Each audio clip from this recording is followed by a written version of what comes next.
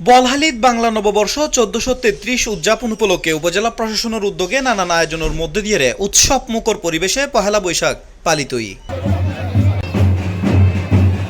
মঙ্গলবার ১৪ এপ্রিল সকালে উপজেলা পরিষদ ভবনের সামনে তুনুগ বর্ণাঢ্য আনন্দ শোভাযাত্রা বের করয়।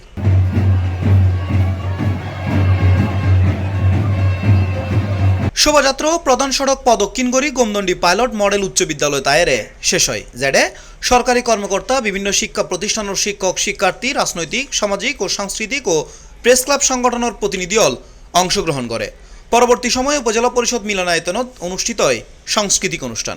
স্থানীয় শিল্পী অক্কলের অংশগ্রহণে পরিবেশিত হয় মনোমুগ্ধকর সঙ্গীত ও নৃত্য অনুষ্ঠান।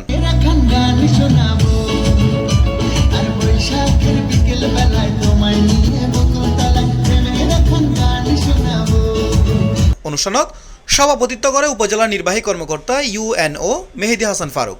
এ সময় প্রধান অতিথি হিসেবে উপস্থিত আছেন চট্টগ্রাম ৮ আসনের সংসদ সদস্য মোহাম্মদ এরশাদুল্লাহ। শুভ দিনে, বিশেষ করে নববর্ষের শুভ দিনে আমি ৮ আসনের সকল এলাকাবাসীকে নববর্ষের শুভেচ্ছা জানাচ্ছি। সাথে সাথে যেহেতু আমি মহানগর বিএনপির আহ্বায়ক থেকে আমার ৪১টি ওয়ার্ডের সকল এলাকাবাসীকে আমি এই নববর্ষের শুভেচ্ছা এবং তাদেরকে যারা যেন আগামী এই নতুন বছরে তারা যেন সুন্দর। এ সময় আরও উপস্থিত আছেন উপজেলা সহকারী কমিশনার ভূমি কানিজ ফাতেমা, ওসি মাহফুজুর রহমান, আজিজুল হক চেয়ারম্যান, শওকত আলম শওকত, হাজি ইসহাক চৌধুরী, হামিদুল হক মান্নান, শহীদুল্লাহ চৌধুরী, হাজি আবু আক্তার, মোহাম্মদ সিরাজুল ইসলাম সহ প্রশাসনের বিভিন্ন দফতরের কর্মকর্তা কর্মচারী বৃন্দ। C plus TV, Chittagong.